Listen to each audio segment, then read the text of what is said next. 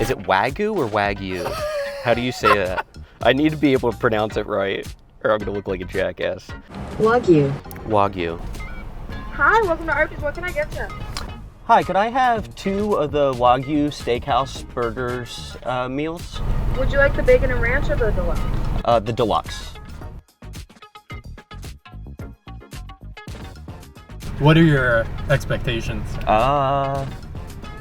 Well, I mean, it looks good in the picture, but I feel like, you know, could be marketing magic. That's not the picture. Okay, That's some kind of ham sandwich, but that looks pretty good too.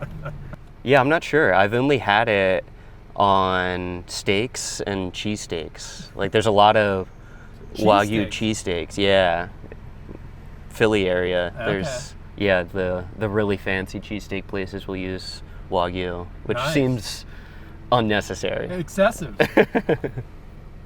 In the same way that it does at Arby's. It surely seems excessive.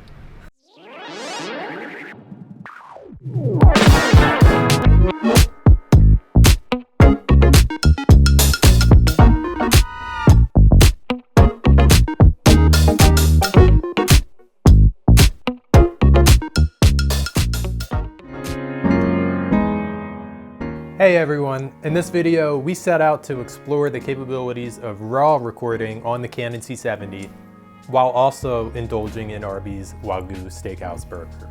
Our primary focus though was really to gain first-hand experience with RAW recording, and what better way to do so than on a low stakes shoot. This was really like our first adventure into RAW recording with the C70.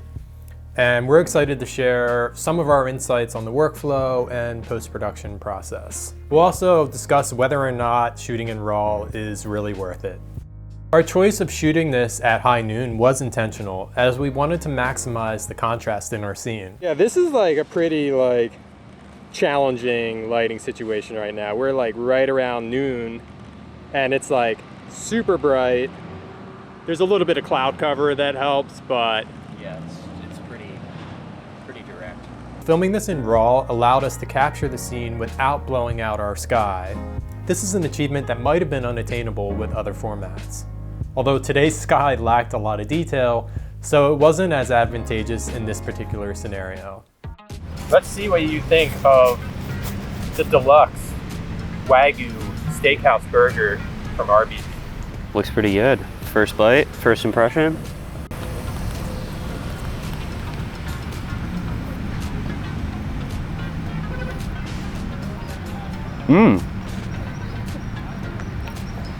It's definitely got more flavor than a regular burger. And I don't know what kind of sauce they put on this, but the sauce is really good. Has like a smokiness to it. Definitely more in the like Burger King Whopper family of burger than in like a McDonald's type fast food burger. It has that like smoky kind of essence to it. Does that overpower the beef? It does. I mean, no. I think that it's actually the flavor of the beef that's coming through. Maybe a little overcooked, but I mean, what do you expect from a fast food restaurant? They're not gonna take chances on undercooked beef. Onions are really good. There's a little bit of pink in there. That looks better. Yeah, looks better prepared than the first few bites. What about the bun? Yeah, the bun's soft, but it's buttery. I could use a little bit more, I don't know, a tougher bun, something a little bit sturdier. I think that this is getting a little soggy right now. Sloppy sandwich. I could use something that could stand up to the sauce a little bit more. You can see we're getting some flaccid bun here. One noteworthy discovery was the default ISO of 800 when shooting in RAW. While this can be adjusted in post-production, it's important to factor this in during initial exposure. For us, shooting in broad daylight, ISO 800 meant using enough ND filtration to achieve the desired exposure. Frame rates also come into play. RAW LT supports up to 60 FPS, while RAW ST maxes out at 30 FPS. RAW HQ, which is accessible in the Super 16 mode, allows for 60 FPS shooting. In this project, we primarily used RAW SQ and RAW LT, and can concur with other C70 users that the differences between them is very minor. Presentation, I mean, definitely doesn't look as good as it did in the signs. I mean, there's some marketing magic there, but overall, I mean, the veggies seem fresh. You know, the pickles and the onions are nice and crisp. The tomatoes and the lettuce look a little wilted, but they're at least, you know, they've got some good color to them. So, yeah, I'd say for a fast food burger, pretty good presentation. I'd give it an 8 out of 10 overall on my fast food burger rankings. I'm shocked. Really? An 8 out of 10, I mean, I mean, what's a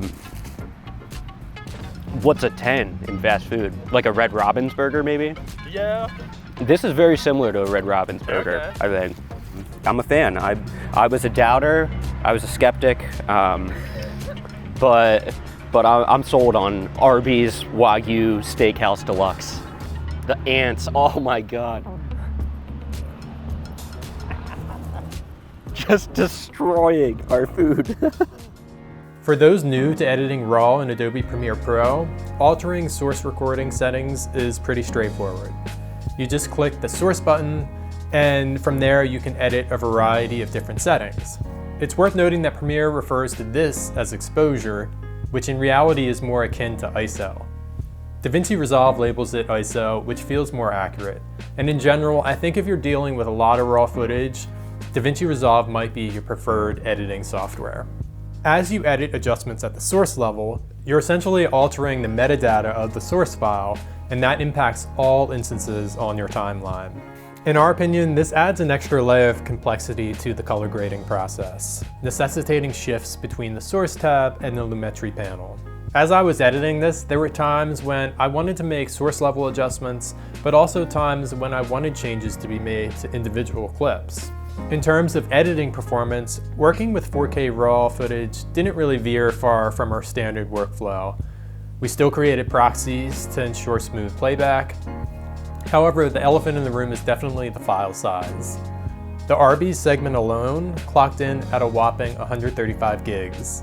This prompts us to ask, when would you shoot in RAW, if ever? I feel like if you are trying to get as much dynamic range as possible, so like this situation where we probably have really bright highlights, really dark shadows right now, feel like it could be useful to give yourself a little bit more latitude in post. And then situations where maybe you want better color profile, so like green screen work, you know, really intense, intensely lit RGB scenes, I think. I think that those would be situations that RAW could be helpful. Also, VFX plates. So if you're shooting stuff that you're going to send to a VFX artist, I think that it's a good idea to give them some RAW files so that they have a little bit more flexibility to do their VFX work.